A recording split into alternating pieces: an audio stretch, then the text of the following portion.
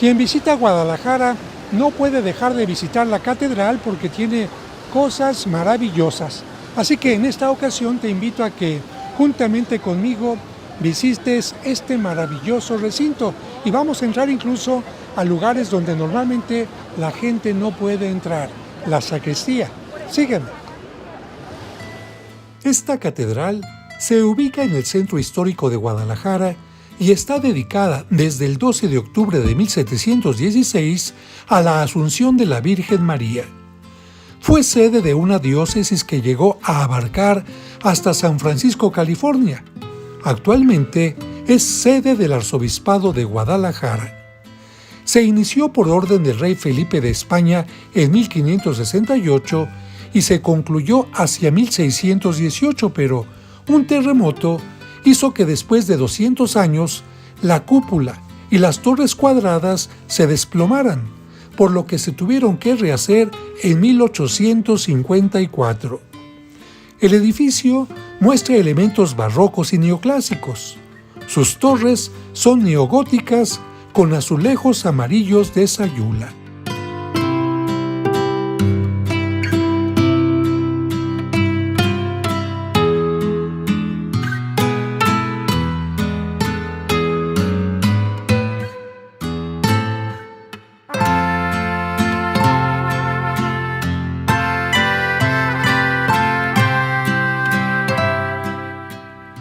Sobre la puerta central o santa, que se abre solo en ocasiones muy especiales, se encuentra la imagen de la Virgen María flanqueada por San Pedro y San Pablo, y en la parte alta un relieve con la Asunción de la Virgen María, dogma mariano de la Iglesia.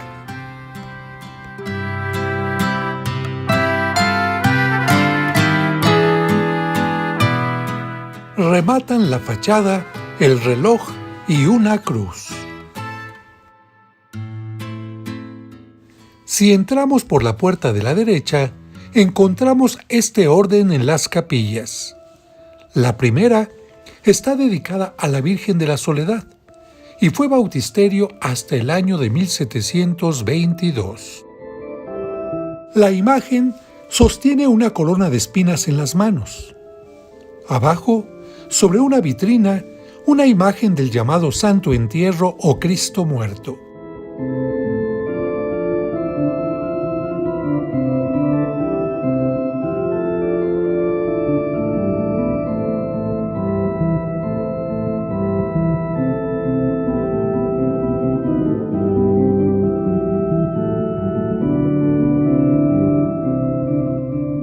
A la derecha, otra imagen de la Virgen que a sus pies tiene los instrumentos de la Pasión.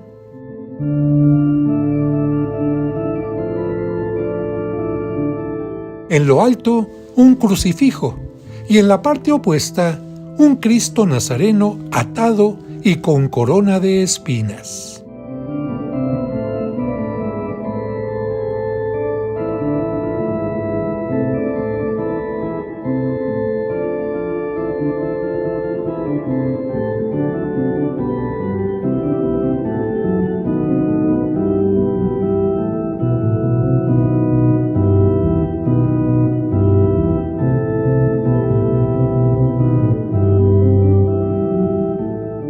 La siguiente capilla está dedicada a la Virgen de Zapopan, que es patrona de Guadalajara, junto con Santiago, San Miguel Arcángel, San Clemente, San Martín de Tours, San Sebastián y la Virgen de la Soledad. Inmediatamente después, la de San Juan Nepomuceno, patrono de las confesiones porque murió martirizado por no revelar un secreto de confesión. A las puertas de la siguiente capilla, las esculturas de San Agustín a la izquierda, con un corazón en la mano y un libro.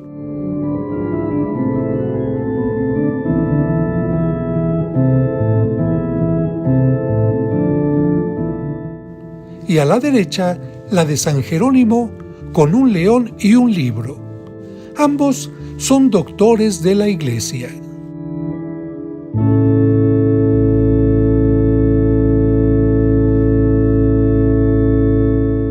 La capilla es una de las más bellas, es el sagrario y está dedicada a la Inmaculada Concepción.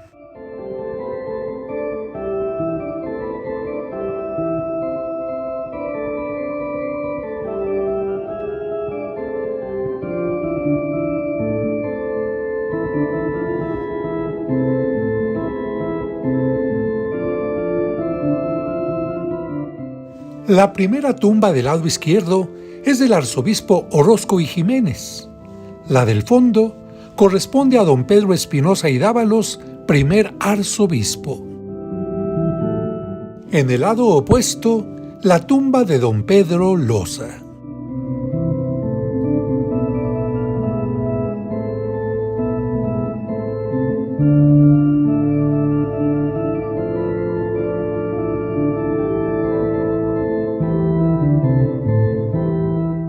Sobre el altar, un magnífico sagrario con forma arquitectónica y columnas corintias.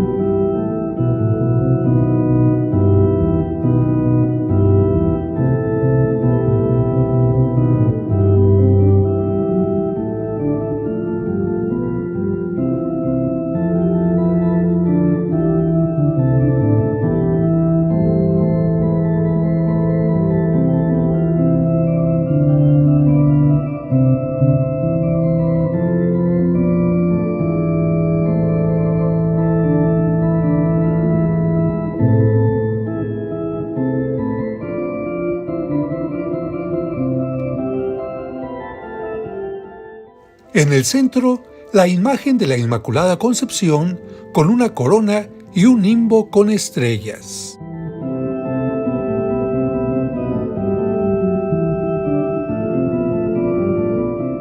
Al lado izquierdo, dos óleos. Abajo, el Arca de la Alianza. Y en la parte alta, la Torre de Marfil. Letanías marianas lauretanas que aluden a la Virgen.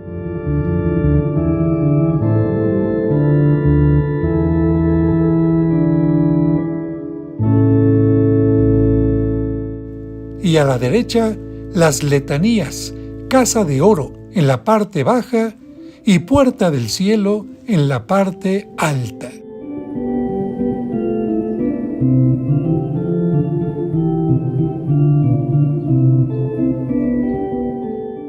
En la parte superior central, la Última Cena.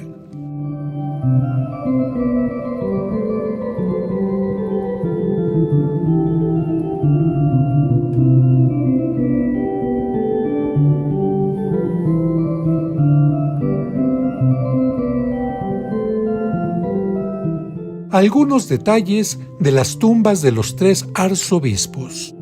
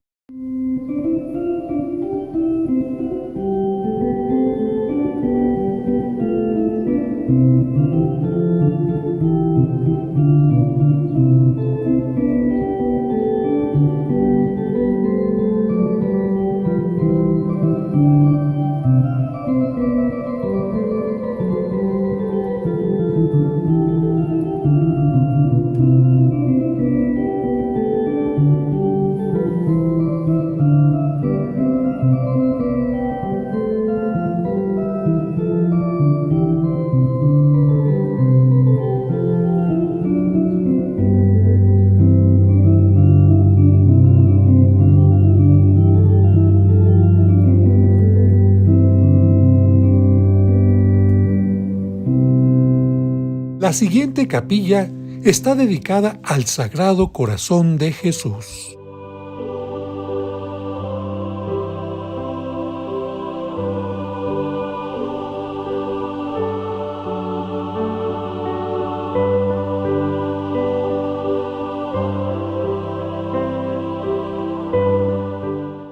Le sigue la de San José.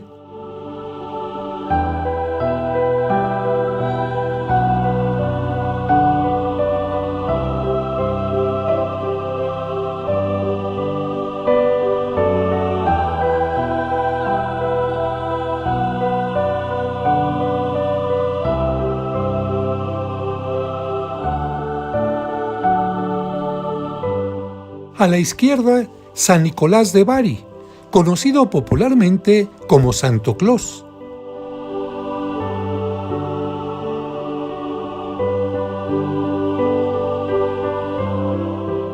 Y a la derecha, San Nicolás de Tolentino, patrono de las ánimas del purgatorio.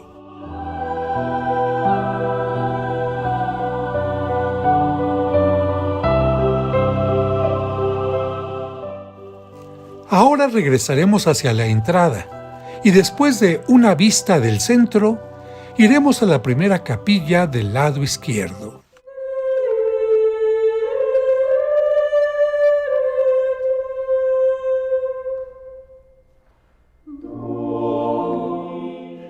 La primera capilla del lado izquierdo está dedicada al Señor de las Aguas, crucifijo de pasta de caña del siglo XVI.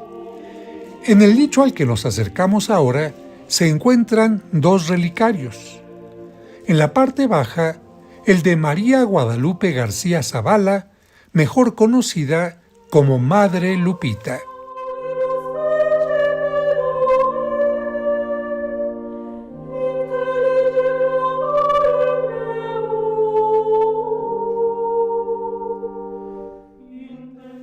En la parte alta, podemos ver el que contiene las reliquias de 28 mártires cristeros que el Papa Juan Pablo II declaró nuevos santos de la Iglesia. El relicario tiene grabada la leyenda «Viva Cristo Rey».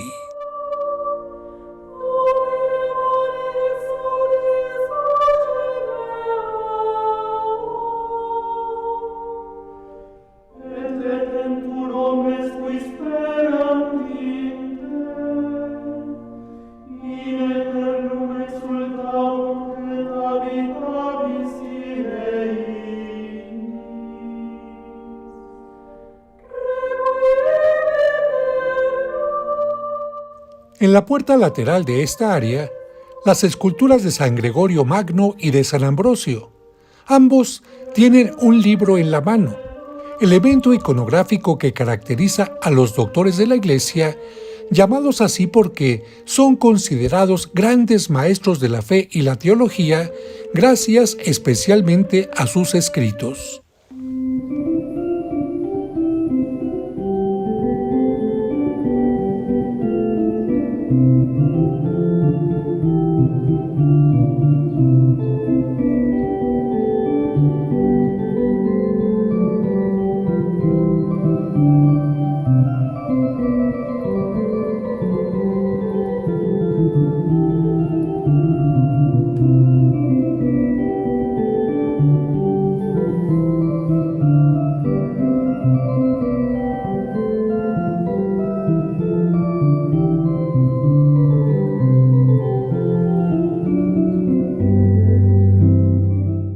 El siguiente altar está dedicado a la Santísima Virgen de Guadalupe, flanqueada al lado izquierdo por San Martín Obispo y a la derecha por Santa Rosa de Lima.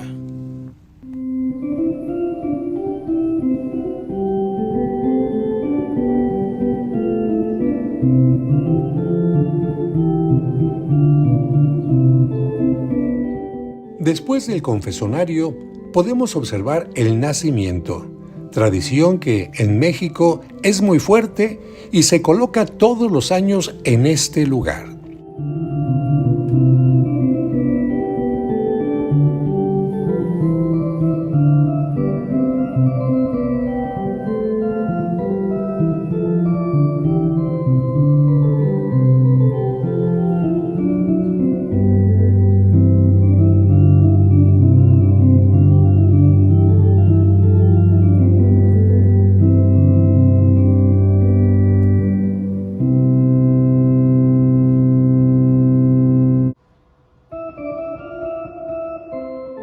Se ubica en el altar de los Santos Ángeles, San Miguel en la parte del centro, San Rafael al lado izquierdo y San Gabriel al lado derecho.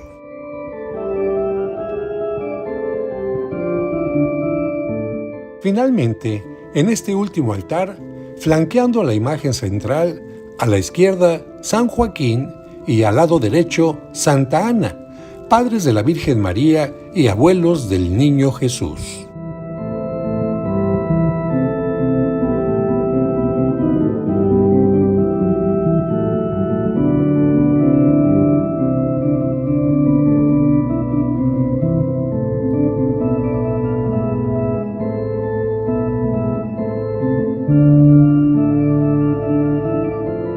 Aquí podemos ver algo de las bóvedas, pero después vamos a regresar a la parte de la entrada y concretamente al pasillo central.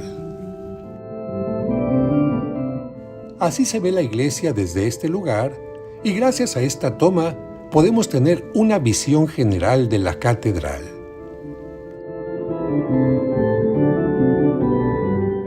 Después nos acercaremos al presbiterio desde donde veremos de cerca los vitrales, pero por ahora vemos las bóvedas. Y gracias a que cuento con un amigo que es experto en la catedral, vamos a hablar de unas esculturas que se encuentran justo detrás de nosotros.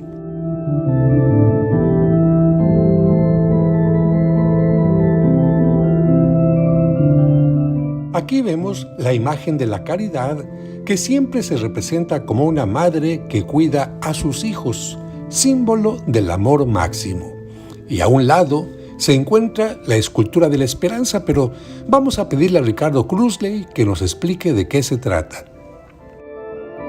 En el lado opuesto de la puerta está la virtud de la esperanza. La esperanza siempre se representa con un ancla. ¿Por qué? Porque en tiempos de tempestad, cuando el mal está muy movimentado, pues una ancla permite tener una referencia a tierra firme, es decir, al fondo, pero no para hundirse, sino para mantenerse estable. Y algo que me está diciendo Ricardo, que es importante, ¿ustedes de qué se imaginan el material de esta escultura? Si uno la ve diría, pues parecería mármol, si no es mármol, por lo menos a lo mejor yeso, y resulta que no. ¿De qué están hechas? Pues son de madera, son de bloques de madera armado, o sea, armado todo el conjunto y después tallado.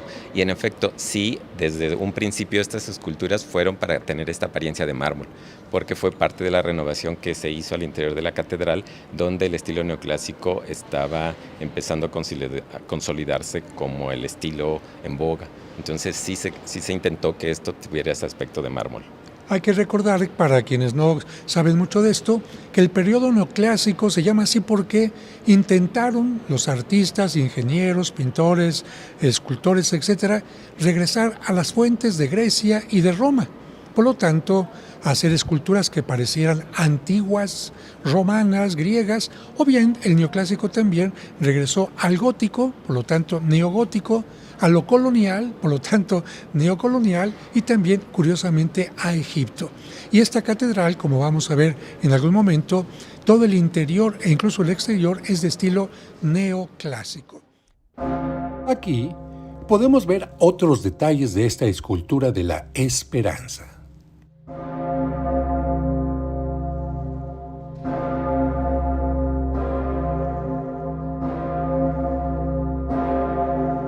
Me encuentro aquí con alguien que nos va a dirigir, así como si fuéramos totalmente niños, sobre el interior de la catedral, y es Eduardo Padilla. Así es. ¿De cuántos años, Eduardo? 40 ya. 40. ¿Y cuánto tiempo de estar colaborando aquí en la catedral? Ya muchos años, ya como unos 20 más o menos. Eso es lo que te hizo desde más jovencito. Eso es lo que te hizo conocer cada rincón de la catedral. Así es. Cuando eras niño, ¿cuál escultura te impactaba más o te daba más miedo? Porque hay algunas que, cuando las tapan en Cuaresma nos dan miedo. ¿Cuál escultura te acuerdas tú? Bueno, del conjunto escultórico de la Catedral Metropolitana, todas las esculturas fueron hechas entre 1832 1833. Ahorita vamos a la parte histórica, pero la pregunta, ¿cuál te llamó más la atención? Bueno, siempre me ha llamado más la atención la imagen titular, que es Nuestra Señora de la Asunción, precisamente de esta misma temporalidad, y fue hecha por Victoriano Acuña, pero tiene una serie de intervenciones históricas de restauración que la han hecho también una pieza bastante interesante. La catedral tuvo un proyecto de restauración extensivo entre 1892 y 1896, y en esa época la relujaron, digamos que la aderezaron y le pusieron el resplandor, le pusieron más nubes, más ángeles, y tuvo otra intervención en 1992, 100 años después, y es como en la actualidad se encuentra. Entonces es una pieza muy interesante por la historia de vida que tiene precisamente desde su creación en 1832 hasta el momento actual. Entonces creo que es el conjunto escultórico más interesante que posee la catedral. Que siempre te llamaba a ti la atención. Ahora, si regresamos a la parte de los datos, entonces me hablabas del escultor. ¿En qué tiempo trabajó? Victoriano Acuña, entre 1832 y 1833, aquí en esta catedral. Fue un escultor que estuvo muy de la mano con el obispo Aranda. Bueno, después fue obispo, pero en aquella época prebendado, y también fue gobernador de la Mitra en sede vacante. Entonces, Diego Aranda fue el que se encargó precisamente de la transformación, como vemos actualmente en la catedral. Entonces, de esa época es precisamente casi todas las esculturas del interior de la catedral. Ahora, cuando alguien llega a la catedral, ¿qué es lo primero que tiene que saber? Llega uno y ¿dónde me tengo que colocar? Aquí donde estamos. Aquí donde estamos. ¿Qué te parece si vamos avanzando un poquito mientras nos vas platicando? Sí, claro que sí. Bueno, yo creo que aquí lo más interesante saber es que hasta 1827 la catedral estaba conformada en el interior de la antigua liturgia toledana, como en la Catedral de Puebla o en la Ciudad de México. Precisamente en este espacio que estábamos caminando es donde se encontraba la sillería, más o menos a esta altura. O sea, ¿la catedral llegaba hasta aquí? El coro y los órganos monumentales, que también los hizo José de Nazarre, se encontraban precisamente en estas primeras columnas, a los lados de la sillería, a la entrada también el altar del perdón. Entonces me detengo tantito.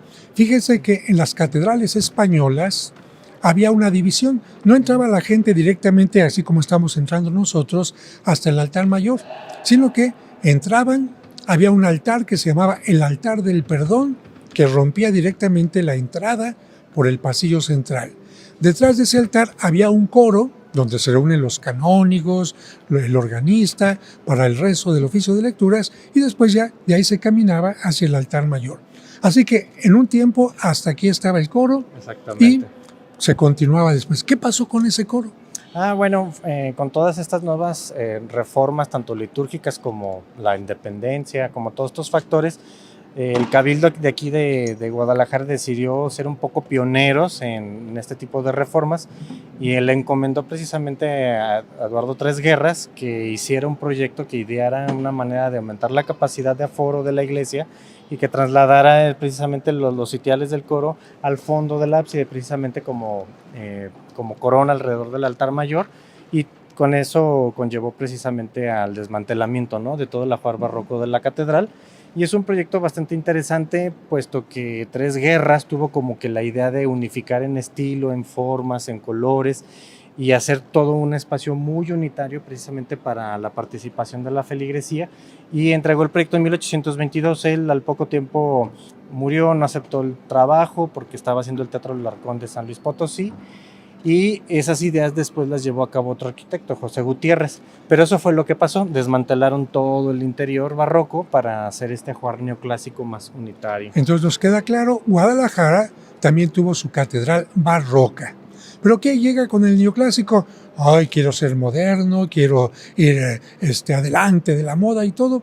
Y lamentablemente muchas iglesias perdieron, incluso quemaron sus retablos barrocos para que entrara de moda lo nuevo, lo novedoso, lo que era hasta cierto punto más práctico, porque podía caber más gente, y entonces aquella catedral primera cambia totalmente de aspecto para tener un aspecto neoclásico. ¿Qué pasa con la sillería, con las sillas del Cabildo? Bueno, se colocan allá al fondo. Afortunadamente existen esas sillas, pero ahora sí tenemos un pasillo totalmente libre hacia allá.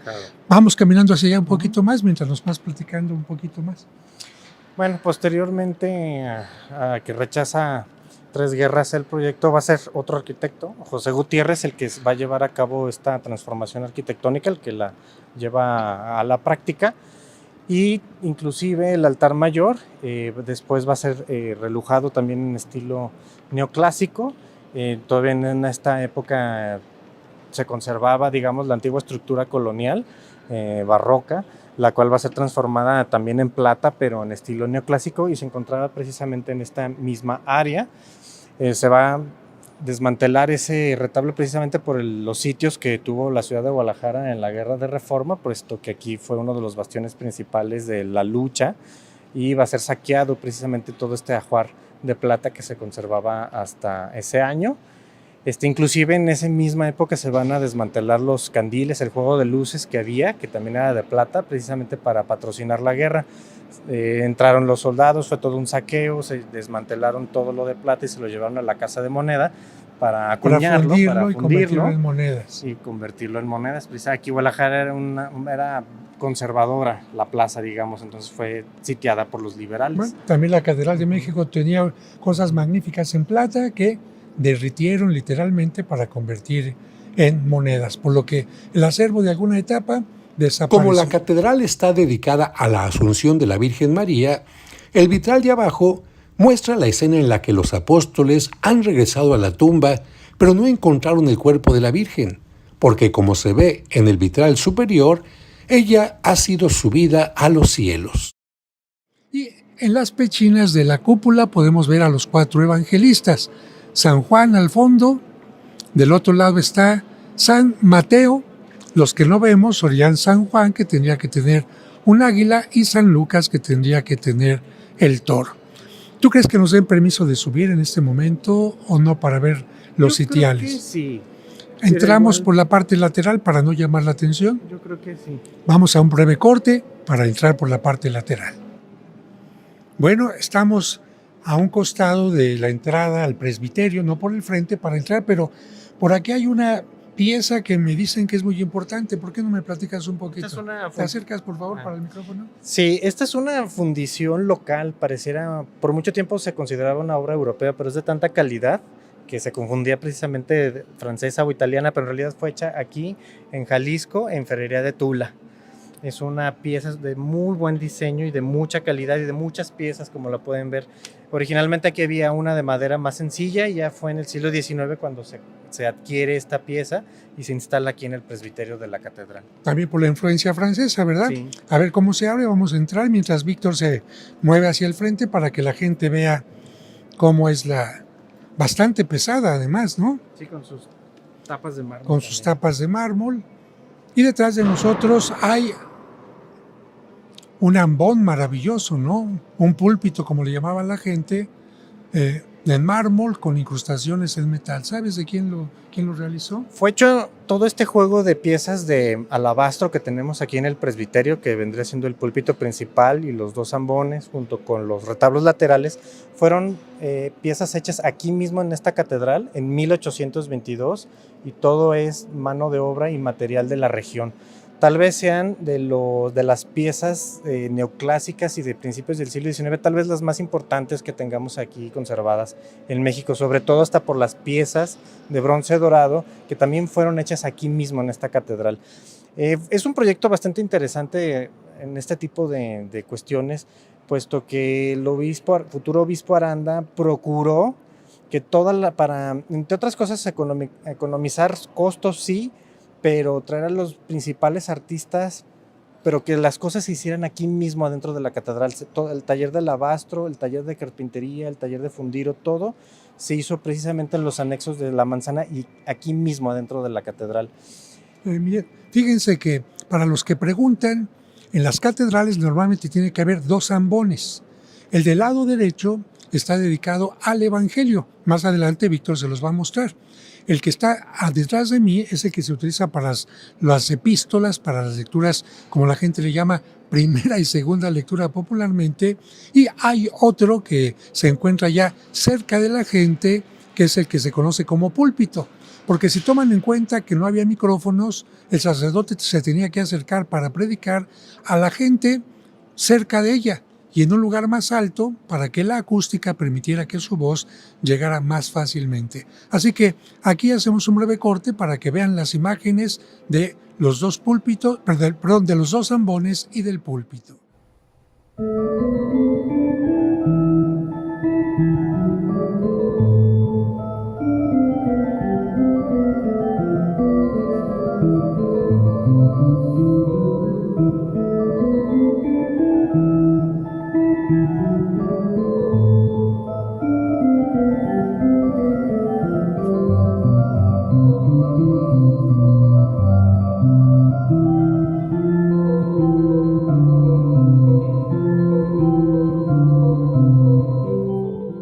En el presbiterio está esta magnífica imagen de Cristo crucificado.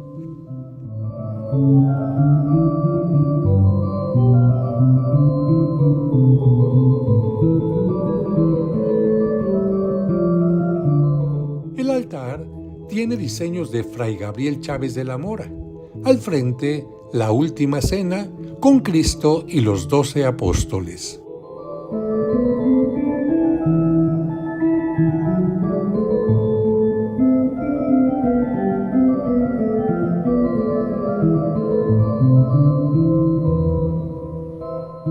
En el lado izquierdo, la multiplicación de los peces y los panes.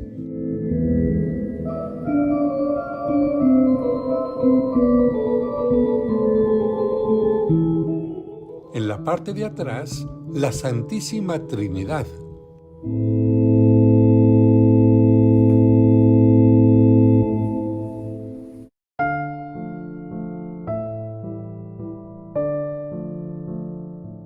Y en el otro lado, los peregrinos de Emaús. Todos estos trabajos son en plata.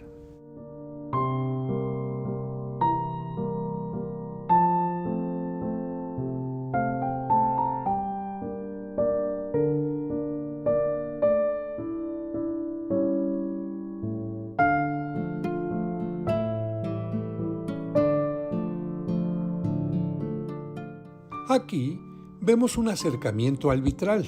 En esta parte de abajo, los apóstoles rodeando el sepulcro de la Virgen María.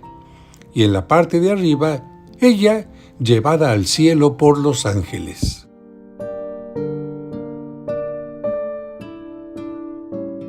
El vitral superior muestra la coronación de la Virgen María por parte de la Santísima Trinidad. Al lado izquierdo, la presentación de la Virgen María Niña en el templo. Y al lado derecho, la Anunciación con el Arcángel Gabriel. A los lados del vitral, la escultura de San Pedro a la izquierda y San Pablo a la derecha.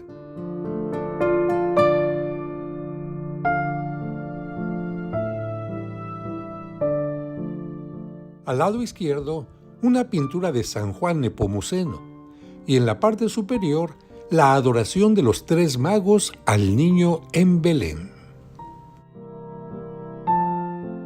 En el lado opuesto, Cristo muerto, y en la parte superior, la resurrección.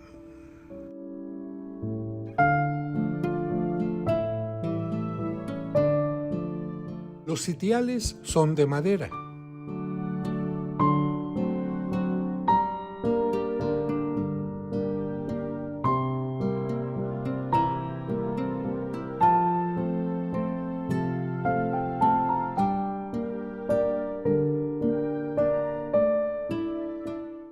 Sobre el vitral, el ojo de Dios, un signo de que es omnipresente, es decir, que está en todas partes y todo lo ve.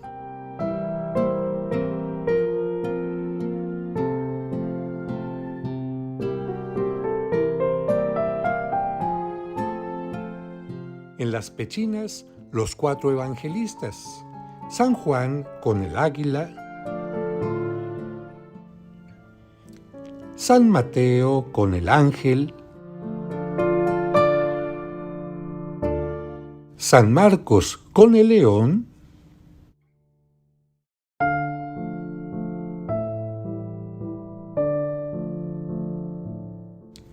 y San Lucas con el toro.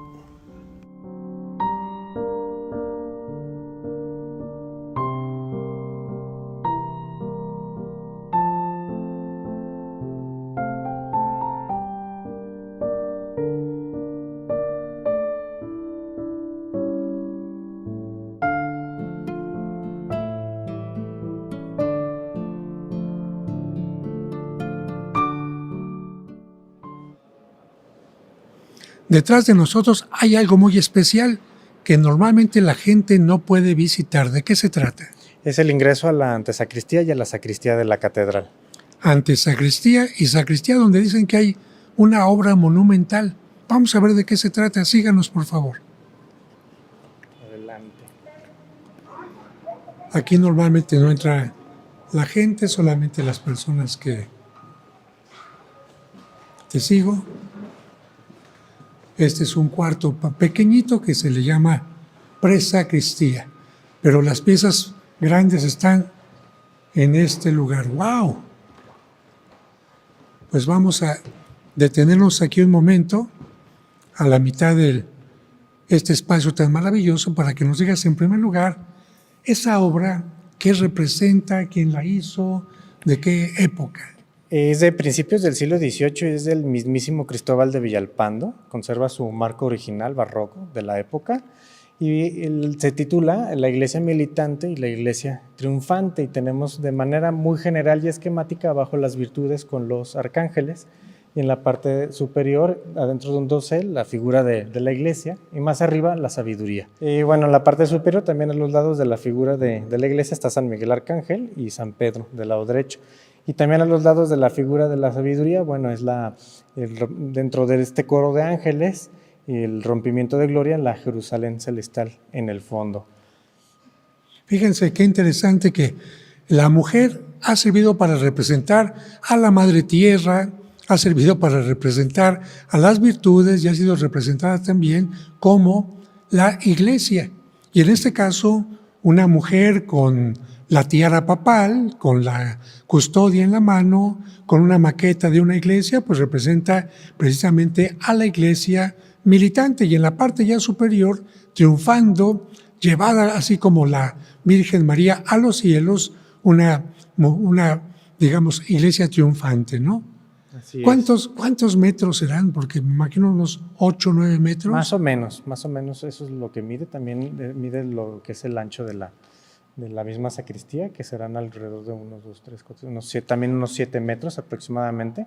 Este es un espacio pues muy imponente, conserva un juego de pinturas, una galería donde hay firmas de afamados pintores del siglo XVII, XVIII, XIX. Aquí, por ejemplo, podemos ver de la Transfiguración, que es una copia, bueno, en tamaño menor precisamente de Rafaelo, ¿no? Sí, exactamente, y es una de las pinturas que llegaron aquí en el siglo XIX, es una obra europea imitando precisamente la obra de Rafael. También de Rafaelo, la Madonna de la Silla, que se encuentra a su izquierda. Después, esta es una joya, ¿no? Es una de las principales piezas que se conservan aquí, uno de los hitos artísticos del occidente de México, que es una Purísima Concepción, que se ha atribuido tradicionalmente desde muy principios del siglo XIX a Bartolomé Esteban Murillo, a este pintor sevillano, que no es una pintura que haya sido de esta catedral, sino que llega a la misma precisamente en tiempos de la Guerra de Reforma, de la Guerra Civil, y llega precisamente aquí porque se encontraba en el edificio vecino cruzando la calle, que era el antiguo colegio clerical. Era una pintura de los padres que se encontraban en esa iglesia, que era el Santuario de la Soledad.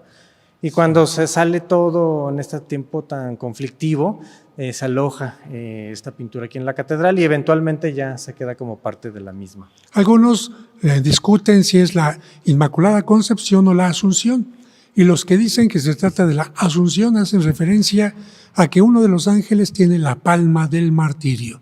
Eso significaría que la Virgen ya sufrió la muerte de su hijo y por esa razón sería una Asunción. Aunque otros dicen iconográficamente, por la forma de colocarse la Virgen, por los angelitos con las flores abajo, sería una Inmaculada. Y luego, a un costado, encontramos nosotros una Virgen María. No, se trata de la mujer del Apocalipsis, de acuerdo al capítulo 12, versículo 12 del Apocalipsis. ¿Quién es el autor de esta obra? Esta pintura también es de esta catedral, llegó también en el siglo XIX, la pintura es del siglo XVIII y se le atribuye generalmente a José de Páez. José de Páez. Giramos ahora concretamente hacia nuestras espaldas y, con mucho brillo, vamos a ver una imagen de la Virgen María, pero hasta aquí ya porque tenía el resplandor en la luz, pero sí tiene un rosario en la mano. Esta pintura también llega aquí, a la catedral también en el siglo XIX. Esta pintura no se sabe bien, no está firmada, aunque también puede ser de José de Páez, puesto que aquí en Occidente de México hay muchas obras de este pintor. Continuamos con nuestra visita aquí a la sacristía y vemos una Virgen de Guadalupe de José María Vázquez de 1809, y no es Juan Diego el que sostiene la tilma, sino son dos ángeles y la figura del Espíritu Santo. Hace referencia al momento en que Juan Diego ha desplegado la tilma porque aparecen unas rosas en la parte inferior. Después un San Ignacio de Loyola. Junto al San Ignacio de Loyola, que es de formato muy pequeño, una representación del descendimiento de la cruz, muy basado en los cuadros de Rubens, y terminaríamos con una pintura que nos recuerda la Anunciación a la Virgen María.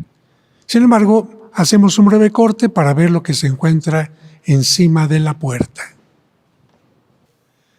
Estamos ahora frente a la entrada, estamos viendo las pinturas que se encuentran justo en la parte superior. Del lado izquierdo vemos un franciscano. Sí, San Antonio con el Niño Jesús es también una copia de una obra europea de este conjunto que llegaron aquí a la catedral. Y del otro lado, del lado derecho, está también un San José, igual, una obra que llega aquí en ese sentido de expolio de otros sitios. Expolio, o sea que pertenecía a otra iglesia y por azares del destino, por muchas cosas, llega finalmente aquí. Después tenemos en la parte superior, parece un ánima del purgatorio. ¿De qué se trata? Esta pintura aquí la conocemos como la preparación para la misa. Ciertamente está un ánima del purgatorio y el sacerdote está a punto de revestirse para celebrar la misa, y seguramente la intención de la misa era pedir por las almas del purgatorio. Entonces, es una obra que se le atribuye, no está firmada, pero se le atribuye a un pintor que trabajó aquí en la región que se llama Antonio Enríquez, de esta familia de los famosos pintores Enríquez que también hay en... Bueno, el ritual para la vestimenta del sacerdote tenía que ir diciendo una oración por cada prenda que se pone. Y ahí un ángel está mostrando la estola, otro el alba, otro el amito, otro la casulla. Pero lo interesante es que el sacerdote tiene que recordar que siempre se pide por vivos y difuntos. Y a veces una misa podría ser la salvación para un ánima, como se dice popularmente. Y en la parte de hasta arriba, que la vemos pequeñita, pero es una pintura bastante grande. Sí, es un San Cristóbal, que también es una pintura firmada por José de Páez. Este pintor que decimos tiene muchas obras aquí en Guadalajara, como La Pequeña Dolorosa, que está acá, también es una obra de José de Páez. Bien, vamos a acercarnos ahora a este lugar donde los sacerdotes se preparaban también para celebrar la Santa Misa, y donde también no se tiraba, se vertía, sería lo correcto, ¿verdad? Donde se vertía el agua, que ya no se utilizaba, o bien cuando se lavaban los amitos o los purificadores, esa agua no podía irse a cualquier lugar, sino tenía que colocarse precisamente en este sitio. Esta obra pertenece al tiempo original o al tiempo del neoclásico. ¿Quién me dice? El lavamanos fue mandado a hacer por el Cabildo en 1867, es de las reformas precisamente de la época neoclásica y ya después del Segundo Imperio, y fue hecho en Europa, es factura europea y ha instalado aquí en esta sacristía en esa época. También conserva el filtro del agua original. El Ese es filtro original. Y algo interesante es cada vez que el sacerdote se acercaba aquí tenía que tomar conciencia con esto, diciendo en latín, para que se acerque Víctor, da, Señor, a mis manos las virtudes para que no solamente estén limpias, que no tengan manchas, sino que realmente estén preparadas para celebrar la Santa Misa, porque ¿qué voy a tener en mis manos? Precisamente el cuerpo y la sangre de Cristo. A un lado de la catedral se encuentran algunas oficinas con obras también del escultor que hizo la fe, la esperanza y la caridad, que podemos ver en este nacimiento, que se encuentra en este momento por ser la época navideña, pero también se encuentra lo que vamos a ver ahora en este momento. Vamos a entrar al lugar donde se encuentran los restos, bueno, no los restos porque se volvió a armar, del ciprés que se encontraba originalmente en la catedral, ¿no? Era el altar que se puso en el siglo XIX y se remueve cuando se hizo la renovación del presbiterio. Duró un tiempo almacenado, pero se vuelve a instalar aquí en este espacio. No es de mármol, ¿es apariencia de mármol o es Todo es mármol? mármol. La contratación fue en 1863 y se instaló aquí en la catedral en 1869. Estuvo listo para el mes de diciembre. Es completamente marmolería con jaspes. Es una obra que se fabricó toda la parte de piedra en Génova y el marmolista es David Gandini. Se hizo un concurso, el Cabildo lo lanzó y se trajeron aquí a Guadalajara los proyectos y ganó precisamente el del italiano David Gandini y, como repito, se hizo en la ciudad de Génova. Podemos ver a los 4 evangelistas, aquí a la derecha está San Marcos, en este caso no aparecen con sus atributos, que son animales, sino aparecen con una forma de pergamino en la mano que indica que son escritores. En la parte del centro vemos un santo franciscano con un niño, es San Antonio de Padua, después el pelícano en la puerta del sagrario, encima una imagen de Dios que lo ve todo a través de un ojo, después en la parte superior el ángel, el cordero del Apocalipsis sobre el libro de los 7 sellos y también un cáliz con una serpiente. Más abajo, regresando nuevamente a donde se encuentran imágenes, podemos ver una virgen que pareciera la Virgen de Loreto, porque tiene esta forma cónica tan típica de la Virgen de Loreto. Después, girando un poquito, encontramos aquí al frente San Lucas. En otro costado, otro altar, porque para los jóvenes que no lo sepan, en este tipo de elementos se podía estar celebrando la misa al mismo tiempo por 4 sacerdotes. 4 distintas misas al mismo tiempo. ¿Por qué? Porque pues así era. Actualmente no se pueden celebrar 2 misas al mismo momento, sino tiene que cada una en su tiempo. Si subimos la mirada, vamos a ver la serpiente que Moisés hizo en el desierto para salvar al pueblo de Israel, después de que murmuraron contra Dios, y por supuesto los 10 mandamientos. Giramos todavía hacia nuestro lado izquierdo, y podemos ver otra imagen, otra escultura de cuerpo completo, en este caso de San Mateo. En este caso con barba también, con una pluma en la mano. Después encontramos en la puerta del sagrario una resurrección de Jesucristo. En la parte superior, aludiendo a que hubo antes de la resurrección, la muerte. Cristo ha bajado de la cruz y ha vencido al pecado, ha pisado con la cruz a la serpiente, así como María pisa la serpiente con el pie. Continuamos con los 4 evangelistas y aparece el más joven de ellos como discípulo, porque Juan también llegó a una edad adulta bastante larga, San Juan sin barba, y finalmente la última puerta del sagrario, que tenía 4 partes, nos presenta un cáliz del cual beben las almas, ya que desde el tiempo de las catacumbas las almas se representaban como pajarillos. Y en la parte superior podemos ver la menorá o candelabro de 7 brazos que representa la creación del mundo, la santificación del tiempo y debajo, en una forma rectangular, el Arca de la Alianza con 2 querubines que se encuentran uno frente al otro y unas trompetas que hablan del triunfo de Dios en todo momento. Y con esta visita a esta parte importante que ya no está en su lugar original, pero qué bueno que se conserva porque es una pieza importante, terminamos nuestra visita a este espacio a un lado de la catedral, donde así como conserva este ciprés, conserva otras pinturas que más adelante encontrarán su nivel porque también están preparando espacios para el cabildo, ¿no es así? Así es, se está preparando en un área de galería y también en un área de oficinas y ya próximamente esperemos que sea inaugurado. Pues muchísimas gracias nuevamente. Pues con esto concluimos nuestra visita a la Catedral de Guadalajara.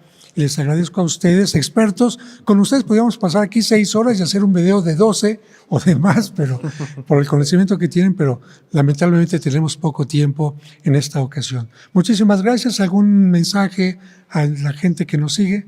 Pues que vengan y visiten esta catedral aquí en Guadalajara. Esta es su casa.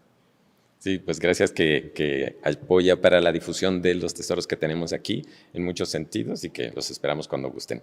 Y gracias también al señor obispo y a los sacerdotes encargados de este lugar, que son los que abren las puertas a los fieles, a los restauradores y a la gente que como yo tratamos de difundir lo maravilloso en honor de nuestro Señor Jesucristo, de Dios Padre, del Espíritu Santo y de la Santísima Virgen María, a quien está consagrada esta catedral. Al lado derecho de la catedral se encuentra el sagrario, del que únicamente te ofrezco algunas imágenes.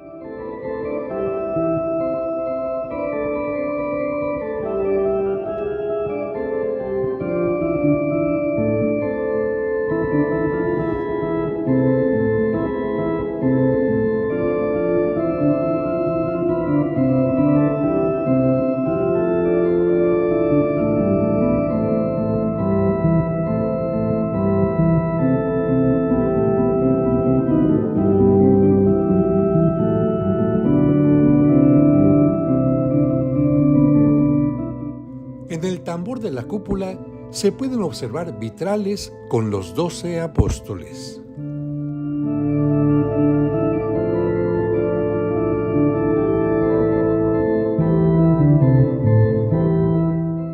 En esta pechina, un relieve con el sacrificio de Abraham.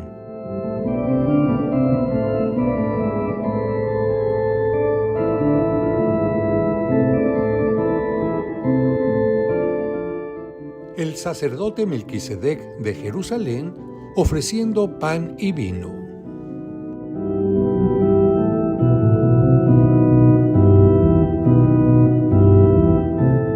Moisés en el monte Sinaí, quitándose las sandalias ante la zarza ardiente.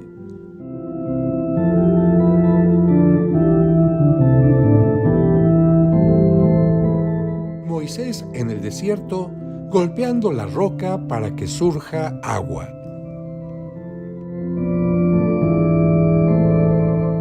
Una vista general del presbiterio.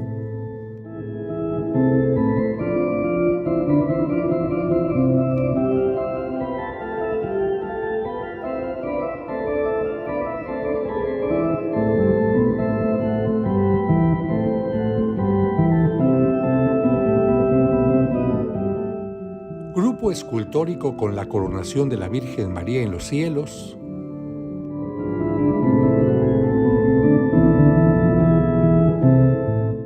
Y con esta imagen del órgano concluimos este video. Espero que te haya gustado y que visites pronto la Catedral de Guadalajara.